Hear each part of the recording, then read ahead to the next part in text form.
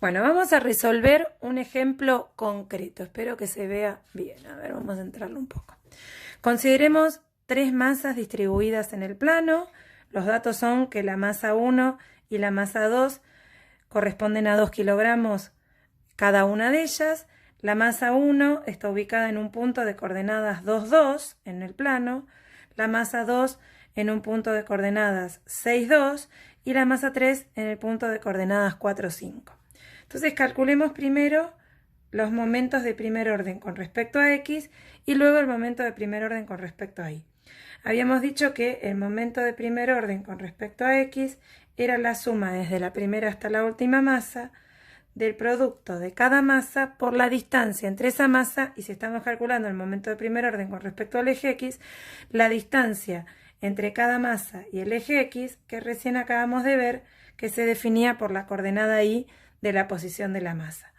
Como tenemos tres masas, entonces esta sumatoria se va a transformar en lo siguiente. Será la masa 1 por la coordenada Y de la masa 1 más la masa 2 por la coordenada Y de la masa 2 más la masa 3 por la coordenada Y de la masa 3.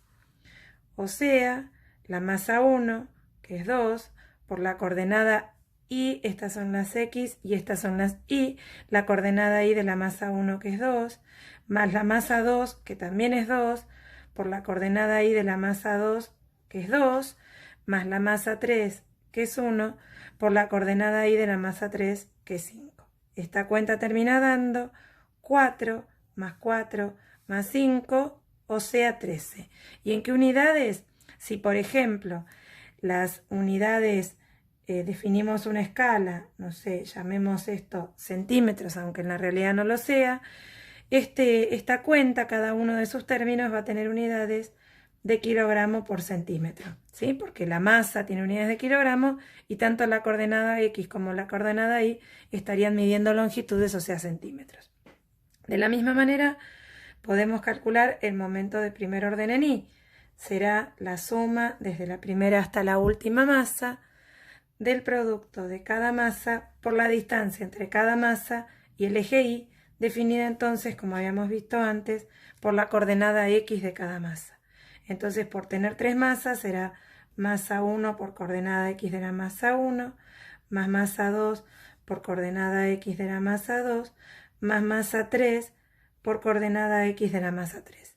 Esto entonces es 2 kilogramos por la coordenada X de la masa 1, más 2 kilogramos por la coordenada X de la masa 2, más 1 kilogramo de la masa 3 por la coordenada X de la masa 3, que es 4. Esta cuenta da 4 más 12, que son 16, y 16 más 4 es 20. Y de nuevo las mismas unidades. Kilogramos por centímetros si consideramos a las masas expresadas en kilogramos y a las longitudes, tanto en X como en Y, en centímetros. Esto es con respecto a el momento estático. Bien, ahora vamos a el centro de gravedad. Centro de gravedad. Tenemos que calcular primero la coordenada X y luego la coordenada Y. Entonces habíamos visto que la coordenada X del centro de gravedad era la suma desde Y igual 1 hasta n del producto de la masa, de cada masa por su respectiva coordenada en el eje X, y la suma desde la primera hasta la última masita de las masas. De nuevo, como tenemos tres masas, entonces esto es M1 por X1 más M2 por X2 más M3 por X3 dividido la suma de las masas, M1 más M2 más M3. Si se fijan, esta cuenta de acá arriba nosotros ya la hemos hecho. La hicimos cuando calculamos el momento de primer orden en X. Así que de acá podemos sacar una conclusión, que es que esto, el numerador del centro de gravedad, siempre, no solo en este caso, va a ser el momento de primer orden en Y. No sé si recién dije en X o en Y, pero quise decir en Y. Y el denominador es la masa total.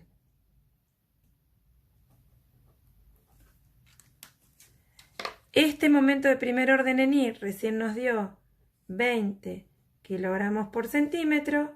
La masa total sería la suma de las masas, 2 más 2, 4 más 1, 5. Cancelando unidades y resolviendo la cuenta, esto da 4 centímetros. Quiere decir que la coordenada X del centro de gravedad de esta figura formada por estas tres masas cae en 4. Obviamente iba a caer en 4 porque yo le puse valores a la masa 1 y a la masa 2 exactamente iguales. Entonces tienen tanto peso la de la izquierda como la derecha. Y justamente la masa 3 la puse centrada entre las dos. Así que es lógico que la coordenada X del centro de gravedad caiga en la coordenada 4 sobre el eje X. Veamos dónde cae la coordenada Y del centro de gravedad, que se calculaba como la suma desde y igual 1 hasta n del producto de las masas por la respectiva coordenada Y de cada masa, dividido la suma desde la primera hasta la última de todas las masas. Entonces esto, de la misma manera de recién, es el producto de cada masa por su coordenada Y. M1 por I1 para la primera masa, M2 por I2 para la segunda y M3 por I3 para la tercera. Dividido M1 más M2 más M3.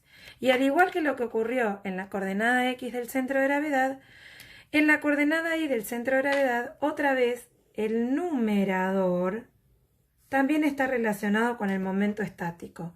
Representa el momento de primer orden, miremos la cuenta. Fíjense que es esta parte de la cuenta, ¿sí? De las que ya hicimos, o sea que corresponde al momento de primer orden en X. Y el denominador, al igual que la coordenada X del centro de gravedad también, es la masa total. Entonces, como el momento de primer orden en X ya lo calculamos y nos había dado 13 kilogramos por centímetro y la masa total también la habíamos calculado y era 5 kilogramos, esta cuenta, cancelando unidades, nos termina dando 13 quintos.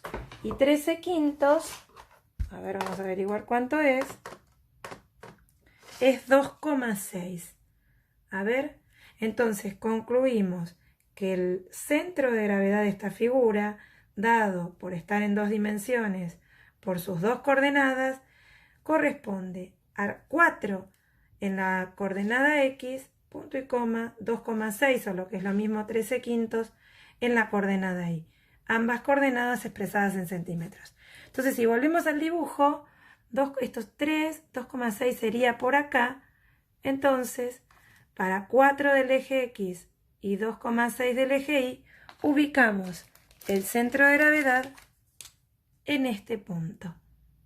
¿Por qué el centro de gravedad no quedó simétrico respecto de la altura de las masas? Es porque la masa 1 y la masa 2 son más pesadas que la masa 1. Y entonces el centro de gravedad está más cerca de ellas que de la de arriba. ¿Sí? Perdón, que la masa 1 y la masa 2 son más pesadas que la masa 3. Bueno, la última magnitud física que nos faltaría calcular es el momento de inercia o de segundo orden, que en el caso de masas puntuales corresponde a un cálculo muy parecido a el del momento estático, con la diferencia de que las distancias entre cada masa a los ejes ahora van elevadas al cuadrado. Si estamos calculando el momento de inercia con respecto al eje X, habíamos dicho que era la suma desde la primera hasta la última masa del producto de cada masa por la distancia entre esa masa y el eje X, definida entonces por la coordenada Y. Pero en este caso, esa coordenada Y, por estar calculando el momento de inercia, va elevada al cuadrado.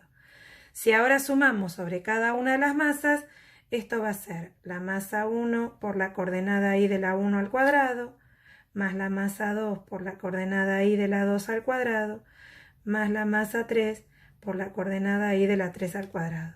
Es decir, la masa 1 por la coordenada y de la masa 1, que es 2, elevado al cuadrado, más la masa 2 por la coordenada y de la masa 2, que también es 2, elevado al cuadrado, más la masa 3 por la coordenada y de la masa 3 elevada al cuadrado. Así que esto da 4 por 2, que es 8, más 4 por 2, que también es 8, más 5 al cuadrado, que es 25 por 1, 25, y entonces tenemos 25 más 16, 41. Y esto da en unidades de kilogramos por centímetros al cuadrado, porque las longitudes ahora están elevadas al cuadrado. De la misma manera, vamos a calcular el momento de segundo orden en I, que corresponde, como habíamos dicho, a la suma desde la primera hasta la última masa del producto de cada masa por la distancia entre esas masas y el eje Y, definida entonces por la coordenada X, porque en los momentos lo que se calculan son distancias, elevado al cuadrado por estar calculando el momento de segundo orden o de inercia. Entonces esto va a ser la masa 1 por la coordenada X de la masa 1 al cuadrado, más la masa 2 por la coordenada X de la 2 al cuadrado, más la masa 3 por la coordenada X de la 3 al cuadrado. Es decir, 2 kilogramos por la coordenada X de la masa 1, que es 2, al cuadrado, más 2 kilogramos de la segunda masa por su coordenada X elevado al cuadrado, más 1 kilogramo de la tercera masa por su coordenada X elevada al cuadrado. Esto da 4 por 2, 8, 6 al cuadrado es 36, por 2, 72, y 4 al cuadrado es 16, por 1, 16. 72 y 8 da 80, y 16 da 96. Nuevamente, kilogramos por centímetros cuadrados. ¿Qué representa la tendencia a cada uno de estos números? La tendencia de este sistema de tres masas puntuales a rotar en torno al eje X el primero o en torno al eje Y el segundo. Y no lo aclaré, pero los momentos de primer orden, al ser distintos de cero, están indicando que el sistema respecto al eje X y también respecto al eje Y, ambos no están en equilibrio.